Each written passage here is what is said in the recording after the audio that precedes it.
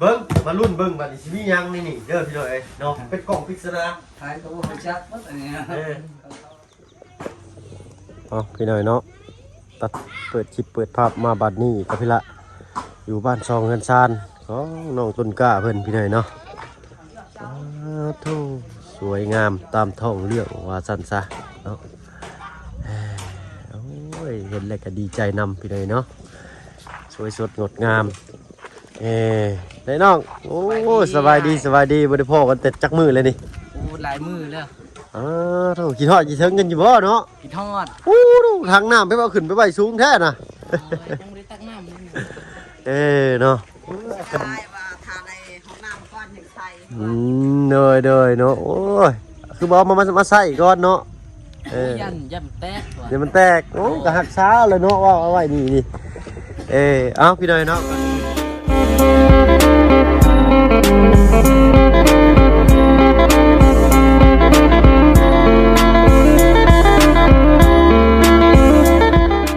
พี่น้องเลยเนาะกับทักทายสบายดีผู้ใหญ่ใจดีและเอฟซีเบิร์ดทุกท่านเข้ามาหาประชมช่อง YouTube บ่าวเพิ่งเคยลาคือเก่าพี่น้อยเนาะบ่ว่าฝั่งไทยฝั่งลาวและก็ทั้งฝั่งต่างประเทศก็ยินดีต้อนรับเข้าสู่ช่อง YouTube บ่าวเพิ่งเคยลาเช่นเคยมื้อนี้สิแวะเวียนเข้ามาหาทางน้องต้นกล้าเพิ่นเนาะมาบอกนี่แหละเรื่องขึ้นเฮือนชานบ้านซองเนาะเป็นวันที่6เนาะเดือนนี้แหละพี่น้อยเนาะก็สิมาเตรียมความพร้อมเนาะเครื่องของกินมีหยังแน่ถ้วยบวงสรวงซ้ำยังได้กว่ากันไปเนาะตามจุดประสงค์ของผู้ใหญ่เพื่อนเอามาฮอดแล้วพี่หน่อยเนาะกล่องปริศนาเป็นของภายไปบ่ได้นอกจากของน้องต้นกล้าเพื่อนเนาะนี่ใส่น้องต้นกล้ามาไปได้ไปตู้สบายดีเด้อเนาะโอ้ยไปกินฮอดเลยเฮิงละโบเฮิงเลยเนาะไปโยกขึ้นเทิงเฮือนผู้แล้วมาเบิ่งนำกันเด้อไปตู้เด้อเนาะไปน้องต้นกล้าเอาโยมมาได้บ่ไปยังก่อนละโอ้ยประตูท่าเบิดข้างนอกพี่น้อยเนาะเหลือแต่ข้างในเหลื่อมมากโอ้ยงามลายอ้อลึนี่ก็ว้าวใจงามอลีงามบ้านสองเงินชาติน้องต้นกล้าเพิ่นนี่เนาะใส่ไปขึ้นไปเบิ่งกันหน่อยก่อนเนาะกล่องปริศนาสิมียังแน่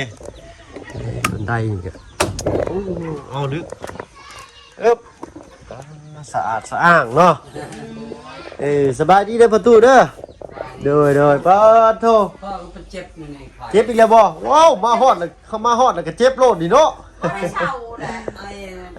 คล้ายๆเนี่ยว่าเจ็บช่วงเจ็บช่วงเจ้าเป็นปอดแล้วประตูเอ้ยเศร้าหรือบ่สูบจะสูบไม่ได้สูบยาเยอะไม่ได้สูบไม่ได้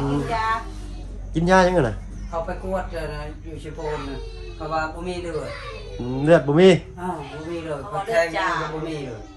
แทงอยู่นี่มีน้อยนึงวันนี้ก็ชมล้มใส่สโลมเอาพอดี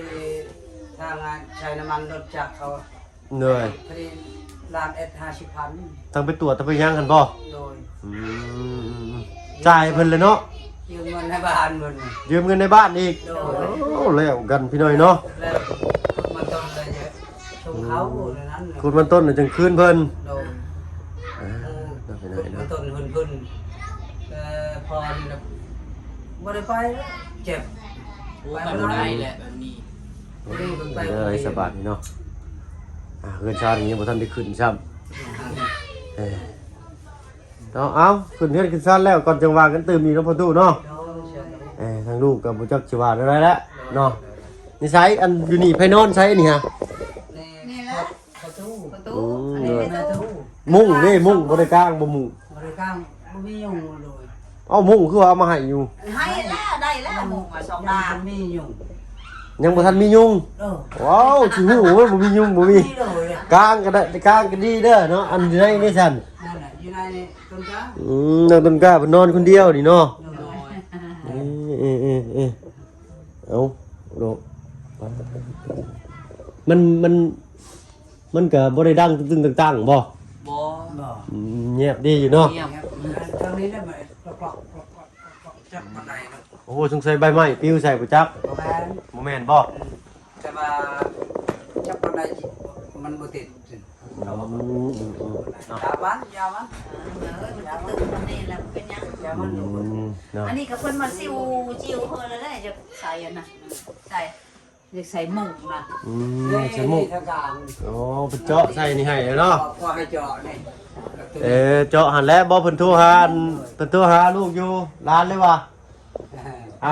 ถ้าเจาะไม้บ่ได้เจาะอันไม้สลาบ่ได้ได้ว่ะก็เลยบอกเพิ่นว่าไปเบิ่งให้เพิ่นได้อ้ายว่าเจาะไม้เอาว่าเจาะคันว่าไปเจาะอันนั้นมันสิแตกว่านะ แม่ เนาะ ทางคนทางเมืองเพนมาเมื่อวานนี่มาชื่อกล้วย โดย เขาว่าโอ้ โดย เฮ้ยนี่ก็พวกความในเขาอันนี้ได้ข้างในนี่เขาว่าโอ้งามเพิ่นแกงจองก็งามเขาว่าเพิ่นอันชัยนี่ก็อยู่ปานอะไรหน่อยก็งามคนต่อยเขานั่นนี่เขาชอบเลยอะไรเขาชอนเขาชอนนี่ เหนื่อย ว่า เลย งามโอ้ยเฮ้ยต้น ที่ กา เรื่อง เลย เบิดบ่นี่โอ้ยังลายอีเนาะ ยัง ยัง พล ลา อย ยพลอยจักอยู่ชัยเขาเอาไว้พลอย ยาและบัดแล้วจึงมาทายอีกเนาะก็ยังว่าคือเดือนคือชาติแล้วก่อนอย่ามันแขกคนขึ้นมาแล้วมันสิมีสีมัน แม่ เนาะเอาขึ้นเดือนขึ้นชาตินี่เอาตามที่เจ้าได้ไปตู้เด้อเนาะเดี๋ยวสิเอาเข่ามาให้เนาะ1กระสอบนี่สิพออยู่ว่าเนาะพออยู่เนาะแล้วก็ถ้วยบวงเดี๋ยวสิซื้อเป็นถ้วยโฟมเนาะหรือว่าเอาสิซื้อเป็นถ้วยนั่นแล้วก็ยันพ่ออีกคนนึงนะเอาเรื่องของอยู่ของกินเนี่ยลูกจัดการเดี๋ยวเอาเป็นหมูบ่ หมู เอาเป็นชื่อหมูที่เพิ่นครัวแล้วเนาะจาก10 โลเนาะ พอแล้วเพราะฉะนั้นแล้วครัวแล้วยันเขากินเลยนี่แหละเอาชีนว่าอย่างเขาพักเองให้เขาพัก อันนี้ก็เขาผักเองแต่ว่าเขาครัวแล้วครัวแต่พุ่น เออ เขา เอ ลู อก อันนั้นมันเจ้าบ่เข้าใจ ในนั้น หมูเขาครัวแล้วเขาเอิ้นว่าหมูเขาครัวแล้วบ่แม่นว่าเขาครัวเฮ็ดกินให้มันสุกบ่แม่น เลยลูกจะเอาเป็นชิ้นดิบมาให้หั่นล่ะ แม่ เอามาสิเจ้าเฮ็ดกินเองหมู ไอ้ลังเห็ด เลยเดี๋ยวเอิ้นไอ้ชาเพิ่นมานำ คนในบ้านนี่แหละ เลยเอาจับมาเพิ่นมาย่อมาหยกกันซอยนั่นแหละ ในบ้านแน่ นะ อยู่ในบ้านนี่แหละแต่กี้ก็มือพวกเพื่อนก็คนในบ้านนี่ชาวคน แม่ใหญ่เพิ่นบอกแต่เพิ่นนั่นบอกโอ้เจ้าของดินแน่เพิ่นว่า เลยก็ต้องบอกเพิ่นเลยเนาะเอิ้นเพิ่นนำแล้วเพิ่น บอก เนาะ ได้แล้วอยู่บ้านเดียวเนาะลูกเนาะ แม่นแหละต้องบอกเพิ่นได้ ให้ดอนอยู่ว่าโอ้ยก็บอกหมดนั่น บ แห อก ละ หมดแล้ว เป็นได้เลยโดนตึงกะคือเงาได้เดี๋ยวนี้ บ่ไม่ได้เงา ฟังอยู่เนาะ โดย เรามันก็กินเขา อันนั้นกับประตู ว่าเรามันก็กินเขาเมื่อกี้นี้ เห็ดกินไข่ไก่เมื่อกี้ ใส่เบิ้งนี่ยังแก้มันจะเด้อบาดนี่เด้อเนาะ โดย นี่นี่เนาะมาแต่ไกลอยู่เด้นี่เนาะ นี่ดูอันนี้ เอาเนาะคลองนี่เนาะเป็นทางร้านทั้งเมสีสุวรรณสุริยะไทยเนาะทางพร้อมทั้งครอบครัวเพิ่นเนาะเป็นทางพีโอเล่หรือว่าไอโอเล่สื่อเพิ่นเด้อเนาะที่แต่ผู้นี้แหละร้านผู้ที่สร้างเงินสร้างให้เจ้านี่เด้อเนาะเพิ่นให้ร้านเพิ่นอยู่เวียงจันทน์เนาะมันสิฝากง่ายๆก่อนไปหาสิ่งของในกล่องนี่แจ็คซีเมนยังเนาะฝากมาที่เวียงจันทน์บ่ได้นี่เนาะทางง่ายก็เล่นๆก็ไปเอาอยู่ซิโนเนาะมาเพื่อเอาขึ้นมาเซโปนนี่มาแต่2-3 หมื่นแหละพี่หน่อยเนาะของก็ได้มีแต่ฝากให้ทางเจ้าขอบคุณทางไอโอเล่พร้อมทั้งครอบครัวเพิ่นนั่นละเนาะโดยน้อง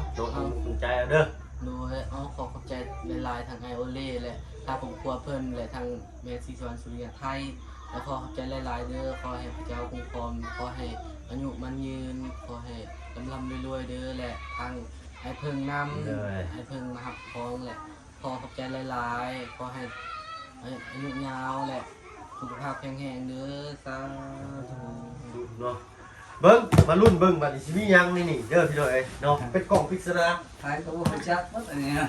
ของเขา ตั้งมาพึ่งก็บ่ได้เกะเบิ่งเลยพี่หน่อยเนาะถามฮู้ว่าทางคน ใค ส่ รง เป็ ก็ นสิ ไม่ได้ เกะ แก้ ได้ เล บ่ ยก็อยู่ มึงก็เด้อ เจ็ดพันกีบ เขาใช้ที่กดเนาะ เจ็ดพันกีบ ไป เม็ดเหรอ แม่น อ๋อ7,000กีบต่อ1กิโลได้ถึง1กิโลต่อ7,000กีบบอกผมว่านี่แหละ เอานับกิโล ค่าสูงเพิ่นเด้ โดย เจาะเองบ่ได้ มันยังอยู่นานเนาะ มีตึ้มตั้มอยู่เนาะว่าจักไปเนาะ แต่ว่ายันน่ะมีเครื่องแนวเป็นไทยว่าเป็นยัง โอ้เป็นไข่ผักบ่ได้แล้วนี่แตกได้อึ๊บอ๋อโตนั่นแหละเพิ่นจัดแจงมาให้คักแน่ลีนี่ ก็น้อง เอาเบิ่งกันเด้อสีแดงเด้อ โดย ว้าทุ่งไฟดินี่อย่างดีเลยนี่เนาะใส่ตัวเอาเราเบิ่งดูไฟนี่เนาะ ต้มกาบ่ โอ้นี่เขาไปตู้พักนี่พักบ่ไปตู้ที่นี่เอาเบิ่งดูเด้อ งามมะลิเด้ งามตัวนี้ใส่ต้มงาม เอานี่เป็นขนมเนาะเดี๋ยวเซ่คักแน่หอมเหนียวกินกล้วยกับมะพร้าวเอาไว้ก่อนเด้อเป็นก่อนอึ๊บตัวคือว่ามีเสื้อผ้าเนาะ โดยเสื้อผ้า นี่เอาคุณคุ้มเข้าให้ไปใส่โรงเรียนเป็นตับด้วยนี่เนาะเป็นไม้นี่ฮะ โดย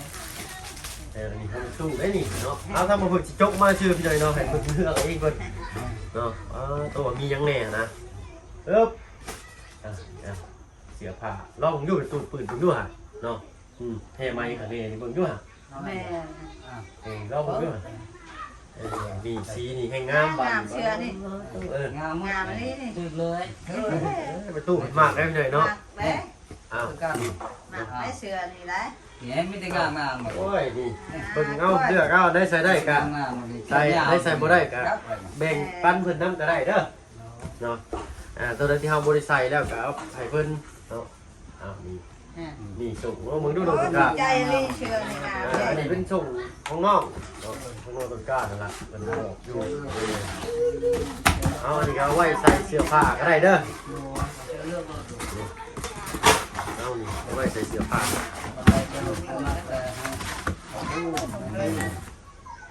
ใจได้ไหลเชื่อ เพิ่นมันอยู่เนาะตู้ขังเลยเนาะโอ้สิบ่ได้ตุ้มบ่นี่เนาะสียังบ้านเจินนี่มาดู เชียร์ เสียเนี่ย เชียร์ อาเรีย อาริยะ ลูกอ่อนว่าชียัง สีส้ม ชีชม เป็นถ้าว่าอื่นตามสีที่ว่าถูกต้องเลยก็น่าจะบ่เป็นสีส้มนี่สีหนึงสีชาไทยเนาะ มีธงจังเลยครับ หาแต่ทงเสือกันเนาะจันเนาะเอาหยอกเด้อพี่น้องเด้อเอาไปใส่ งามเลยเชื่อ อันนี้เสือมีธงอยู่เพิ่นมักเสือมีธงคือว่าเพิ่นก็มีน้อยพี่เด้อเสือมันมีธงบ่อยากได้ได้ ไปใส่เสื้อนัวดูถูก อยากเขาได้เนี่ย นี่นี่ตู้สีสดใสลีนี่เนาะ งามตัวนี้ งาม การเลือกก่อน มีแต่ผู้งามว่ามีคนบนติเชื่อก็ได้ เอาเนาะเสือดี คนใดจะบ่มัก แม่ตู้คือเก่า ตู้เพิ่นนั่นนี่เสือผู้หญิงเลยเนาะ โอ้นี่ผมมีตู้ ใช่ หลายรีเชื่อไปตู้โอ้ได้นกละมานี่ ใส่เด้อมาให้ใส่ที่เสือน้องต้นกล้างามเหมือนกัน เชื่อกันหลายชิ้นก็ช่องพื้นแหละ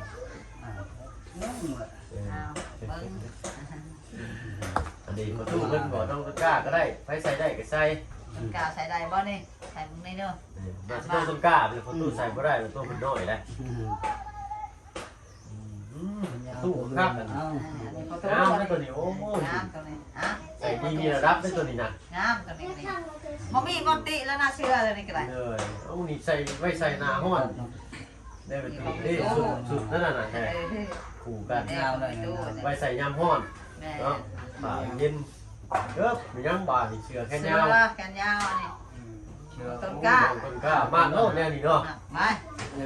มากแล้วคนนั้นนี่เสื้อแบบนั้นน่ะ มีแต่ เห็ มาก นว่าเชื่อตอนนั้นบ่ได้ปากนุ่งตลอดเลยนี่แต่เพิ่นบ่มากเลยนี่น่ะบ่ได้บ่ เป็น โต ไปประตู เพิ่นว่าแบบเป็นทหาร ประตู งาง าม มากงามไม่หลาย เชื่อนุ่ม เชือแชมป์ เห็นพอตู้บ่มี เอา เสื้อ มีห่อได้ตัวนี้ กันหนาว ครับ เป็นยังนี่ก็มันใส่บ่กันใส่บ่เป็นยัง แม่เลือกเอาลูกก็ได้บ่มักก็ให้พอตู้เลยก็ได้มักก็เอา ใส่เก็บชื่อคืนนั่น เอาใส่เก็บไว้ให้ ยัน ผู้อื่น เปื้อนยันมันเปื้อน นะ เป็นได เอาเลือกเบิ้งนุ่งเบิ้งตัวใดมากกว่าเอา เอานี่อยู่บ่ของหมอน้อยเฮ็ดได้นั่งหันหลังกับปลาลูกเป็นสบายดีเพิ่นแหละ เลือกเบิ้ง เอ้ยเอามานั่งดีกว่าไว้นะเอ้ย มาลงเลยตามาลงเลย อันนี้เลยมากกว่าตรงกลาง โอ้นี่ของตู้ มันก็หูก้อนมันก็หูก้อนนั่นแหละ เอา เขาส่งให้มัดแล้วชงอะไรก็มัดหมดเลย เอา กล้า ก็มีเกี่ยวกับสุก ไม่ทำงานหมดเลย ให้ผมละเรื่องเด้ออันนี้เอาเก็บไว้ใส่ ใช้ ข้าวพร้อมเสื้อผ้าเด้อ ใช้เครื่องคอมขึ้น เจ้าพับ เอา ใส่แล้วก็พับไว้พับไว้ก็ใส่หัน เลือกเบิ้งก่อน ได้บอกได้สิพี่อ่ะ เลือกเบิ้งเอาตัวใดมากนะ จงกะเกะรู้กันเลย มันก็ไม่ถูกเลยนี่ ใส่ลงเลยชมจอม ดูเล่นนี่นะของมันเป็นนี่ เอาอันใดใส่ได้ก็ใส่อันใดใส่บ่ได้ก็แบ่งปัน นี่ก็ได้หมดนี่ก็ได้หมดเลย กับตัวอื่นก็ได้เนาะ โอ้ได้หมดเลยนี่โอ้ยามหนาก็มีหมดนี่โอ้จะถูกแล้วคนบุญ มันหักแพงมันก็เพิ่นแพงอ่ะดิช้ำลูกช้ำล้านท่องตรงกลางเพิ่นแพงตรงกลางโอ้ยให้เรา เกี่ยวกับท แพงเลยกันยังตอบแทนเพิ่นบัดนี้ตั้งใจเรียนเด้อ ให้ร่ำรวยให้ได้เงินกูมือ ำทำให้ด้วย โอ้นี่คักของประตู เมื่อนั่นแหละเมื่อ ไม่ไว้ไหนไว้ไหน ไม่ด้วย มันอ่อนไหน อ๋ อ่ อ อน เนี่ยแหละ อ๋ออย่าจะดำไหม เนี่ยเจ้าเช็ดเนาะเช็ดเช็ดอะไรเช็ด ก็เฮียนก็ต้องกล้า ต้นข้า ไว้เป็นไหน นี่รอตะกี้เนี่ยพอกระเพาะของเพียนแม่โตกี้โต ให้น เนาะ มได้ เจ้าเดี๋ยวมันต้องเช็ด คอยได้คอยได้ นั่นแหละคือกันน่ะ ตั ตั บบ เนี่ เนี่ย ย ได้คอยได้ เจ้าเราต้องกอบอยู่ไม่ใช่กอบก่อนนี่ เอาเลือกเบิ่งมักอยู่บ่ไปตุก ตับ มักแล้วคอย โอ้ นี่ มากเลยลูก ใจแล้วคอยนี่ โอ้ดีใจไปเลยเนาะ ดีใจขนาดเลยนี่ เอาทาง เข้าเลยไหม เอาผู้ให้เห็นก็คือสิชื่นใจเนาะ ใจละโอ้ขอบขอบใจหลายๆนี่ อย่าเช็ เดี๋ ด ยวว่า ว่า หักแพงนี่ก็หักแพงซ้ำลูกหล้านเพิ่นคิงๆนี่แหละ โอ้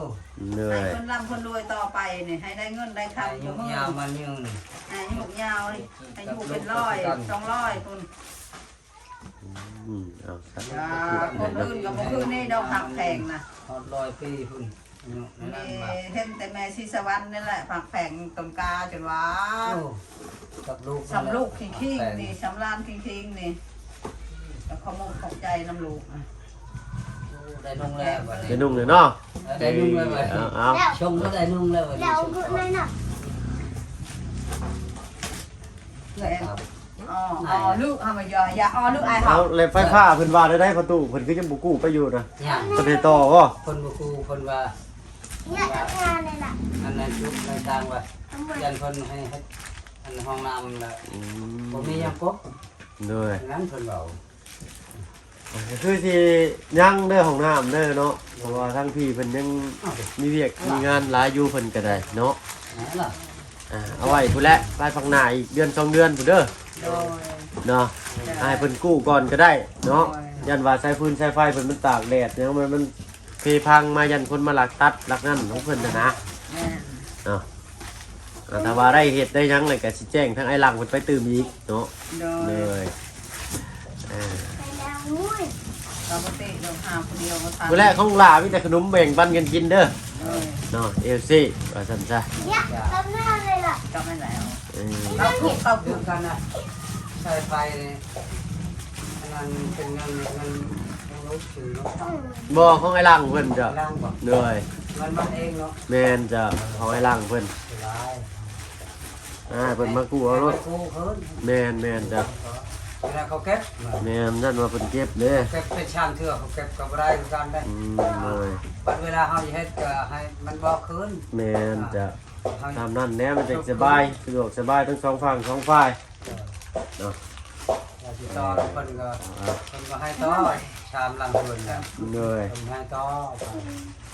ทำนี่ก็คือกัน ไฟนี่เป็นว่า5 ล้านบ่คือ6 ล้านเนาะ แต่สิได้รอถามมอเตอร์อีกหลายเดือนนี่เป็นเดือน2เดือนที่ไหนเนาะคือบ้านน้องน้ำ12,000บอกคือ12,000นี่แหละเนาะ6ล้าน12,000ไฟฟ้าอะไรก็ได้เอ้ามีเงินมีคำจังว่ากันอีก เจ้าเนี่ย เนาะไอ้เพิ่น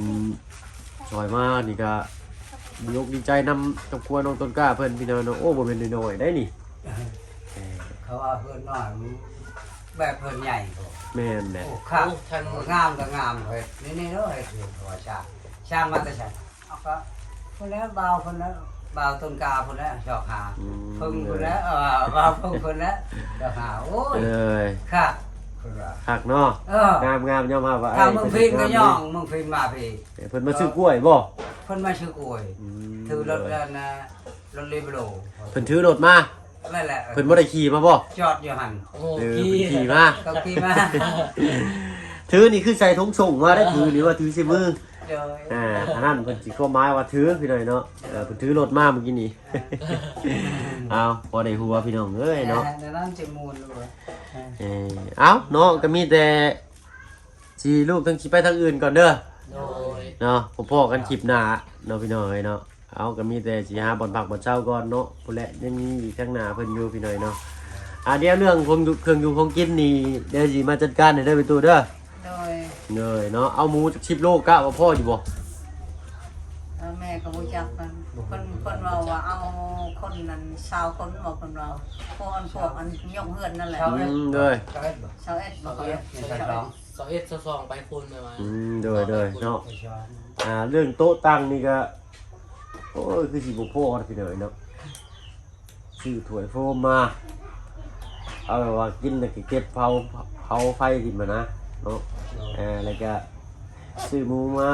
พักหญ้าคาหุ่นเด้สามีพักยังได้ไปตู้ นี่แต่ประกาศนั่นแหละ ประกาศพักบัวพักหอมมีบ่ ผักบัวก็มายังมาลบแล้วผักหอมมันจะแก่เลย แล้วแก่หมดแล้วจะหนาวแล้ว เนาะซื้อพักหญ้าคาหุ่นซื้อหมู10 โลเท่าไหร่ล่ะโลละ130,000บ่อยู่เซโปนนี่คันสิซื้อขึ้นมาแต่บ้านนี่มันเน่าก่อนเนาะต้องใส่ลังโฟมมาคักแน่มานี่เพื่อนสิฮอดวันที่6อีกอะนะถ้าว่ามีตู้เย็นแช่นะสิซื้อขึ้นมาอยู่พี่หน่อยนึงอันนี้คือว่าบ่มีตู้เย็นแช่เฮาก็สิได้ประหยัดงบไปช่วยทั้งพี่เพิ่นนำอีกเนาะเอาจะได้ก็ตามแต่เนาะมื้ออื่นจังมาว่ากันใหม่เนาะพุ่นแหละมื้ออื่นมื้อฮื้อหรือแนวใดใกล้สิฮอดมื้อเวียกมื้องานก็สิมาเตรียมความพร้อมให้เพิ่นพี่หน่อยเนาะทางว่าจิว่าโต๊ะตั้งเด้ซะ ตัวต่างก็บ่มีเลยต่างนี่เลยเรียนในเฮือนเลย เฮือนบ่โอ้ขึ้น20คนสิได้บ่นี่ แม่ทางพูดไปเขาบ่ได้แล้วทาง เปิดนั่นน่ะ ก่อนตรงกลางตลาดพุ่นแล้ว ตารางก็ เป็นแถวนี่แหละจัดถ้วยเป็นแถวนี่ แต่ถึงเงินนี่บ่ โดย กินแล้วก็มีแต่อวยพรเนาะเอาแบบนั้นแหละง่ายดีพี่น้อยเนาะอยู่เย็นเป็นสุขเนาะ ตัวต่างมันยังยากยากแล้วมันไกลเอง เราต้องไปแก้เอาเองบ่โต๊ะต่างนี่ แล้วตัวต่างนี่ก็บ่มีตัวต่างอยู่ในบ้านนี่มี มีบ่แบบว่าเศร้าเพิ่นนะ มีเหรอ นี่บ่ ตัวต่างจีนเด้จีนไห้เด้ไห้ไทยบ้านนี่เด้ แม่น ไทยบ้านนี่ จีนแลไปทางนี้ตัดใหม่แล้วมันไปทางอันนี้มันออกแลนทางอันนี้แล้วมันให้อันเต้นกับอันนั้นโต๊ะนั้น ต่างเขามีครบหมดนะ เฮาเพิ่นให้ได้ให้มาใช้นี่บ่ ให้ใช้เลยนะใช้เรียกให้งาน ไปมีลูกมีผัวหรือว่าเอาลูกเอาเมียกับเอาเอา ถ้าว่าเจ้าไปเอาได้บ่เฮ็ดขึ้นเทือนงานนี่สิ แม่ตู้เจ้าว่าเบิ่งมื้อ มื้อเลยตอนแรงซะหน่อยก็เว้าเบิ่งคัน ลองถามเพิ่นเบิ่งเนาะ ถามเบิ่ง เพราะว่ามันเป็นของรวมนะเป็นบ่เป็นของรวมแต่ว่าไผมีเวียกมีงานก็ไปหยิบจับมาใส่ก่อนเนาะเวลาคืนก็คืนไหนมันสภาพเดิมเนาะถ้าว่าได้ก็ดีเนาะลองถามเพิ่นเบิ่งถ้าว่าได้ก็พุ่นแหละวันที่6 ได้อยู่ดีกันบ่ได้ก็ แรงวันที่5เนาะแรงวันที่5ก็พากันตั้งโต๊ะตั้งเต็นท์ตั้งๆนั่นแหละเอาแต่โต๊ะก็ได้เนาะเต้นบ่มาก็ได้เพราะว่าช่วงนี้มัน โต๊ะก็ได้เลย โต๊ะจัก2 3ใบแล้วก็ตั้งอีก20หน่วยสินะก็น่าสิโอเคอยู่เนาะโอ้ดีเนาะเอาลองเว้าเบิ่งเด้อไปตู้เด้อเนาะเพราะว่าเพิ่นให้มาเป็นของรวมของหมู่บ้านเจ้าก็ไป ไปโอ้ล้มเบิ่งเนาะตามภาษาทุนเจ้าและเนาะว่า ตอนแรกแม่สิไป โดยโต๊ะตั้งนี้เนาะวันที่5ที่6นี่มีชาวบ้านอยากใช้งานใดก่อนบ่จังซี่นะถ้าเพิ่นว่าบ่มีแล้วก็วันที่6นี้เฮือนเฮามีงานขึ้นเฮือนใหม่จังซี่นะก็ลองอบรมนำเพิ่นเบิ่ง เนาะ ประมาณตอนแรงเนาะวันที่5ตอนแรงสินี่ก็เอาโต๊ะเต้นมากางมาทั้งลูกก็สิทั้งร้านนี่ก็สิซื้อหมูมาให้ในแรงวันนั้นเนาะเพราะว่าตื่นเช้าก็ต้องเฮ็ดเต้นน่ะบ่เอาก็ได้จ้ะเพราะว่ายันมันลมหรือมันสิหึ่งเต้นเพิ่นไปมันเสียหายได้ ตั้งชื่อ เหนื่อย ตั้ง เอาแต่โต๊ะกับตังก็พอละเนาะให้ชาวบ้าน เดียวแล้วเขาเมื่อ ด้วยหั่นล่ะเนาะมีหมูเนาะแล้วก็ โอ้โห น้ำส้มน้ำหวานเนาะ แม่ โอเคเนาะแล้วก็เข่าเลยเนี่ยกะพี่ก็มีประตูกะพี่เนาะโอเคโดยโอเคทั้งร้านก็ต้องลาไปตั้งอื่นก่อนเนาะผมพ่ออันคลิปหน้าเด้อเนาะไปสบายดีจ้ะโดยเนาะ ปลอดภัย มักอยู่เนาะเสื้อผ้านี่เนาะเนาะเนาะ ลุกเลยแล้วแม่กันเด้ เนาะเอามุ่งนี่อย่าลืมกลางเด้อเนาะขึ้นเฮือนขึ้นซ่านแล้วจังกลางก็ได้ แม่ สมมติว่ากลางกันแล้วอันขึ้นเฮือนก่อน เด้อขึ้นเฮือนแล้วจังกลางก็ได้เด้อเนาะเป็นไดฟันดีอยู่บ่ พันดีอยู่เลย พันดีวันอะไรดิเนาะ พันดีกับพันอันนี้นี่ว่าโอ้ยพันว่าผู้ชาวอาบน้ำว่ะ ปั๊มน้ำผู้ชายอาบน้ำ โอ้ย โอ้ ผู้ชาวอาบน้ำว่ะโอ้ยเฮาสิเมื่อน้ำเจ้าด้วยว่ะ เอาโอ้ เมื่อน้ำเจ้าเขาว่าเมื่อยังน้ำเฮา บ่เป็นผู้สาวบ่มักบ่ อย่าเมื่อน้ำเจ้าว่ะ เออ อย่าเป็นเรื่องเป็นโคยสิ เอาอยากเป็นเรื่องเป็นเคยกันนี่เนาะ โดยพอว่าขับพันดี โอเคเนาะไปก่อนพี่หน่อยเนาะโดยเนาะ ไปให้ตลอดไป ไปพี่หน่อยเนาะโอ้ยโยสะอาดสะอ้างอันนั้นอันนี้เด้อเนาะอันหินนี่เอามาไว้พี่ก็ได้เด้อหินกับทรายเนาะว่างๆแล้วน้องตังกาเด้อเนาะทั้งพี่เป็นว่าตักเอามากองไว้นี่มันสิดีกว่านะเนาะให้มันสะอาดไปเลยเนาะไม้นี่ก็ห้ามออกมาไว้อยู่นอกได้บ่เลยเนาะไม้นี่เอามาพิงไว้นี้แล้วก็เอาสังกะสีปกคือเก่าก็ได้เนาะ เป็นชายยันมาชัก เอาออกมาไว้นี่ก็ได้เนาะหินกับทรายเพิ่นนะเนาะมันอยู่ตารางเฮือนเด้มันสิใช้พื้นที่บ่ได้เด้เนาะทางพี่เพิ่นว่าอยากให้ออกมาไว้นอกคณะมันจะงามเด้อเนาะเอาฝากน้ำแน่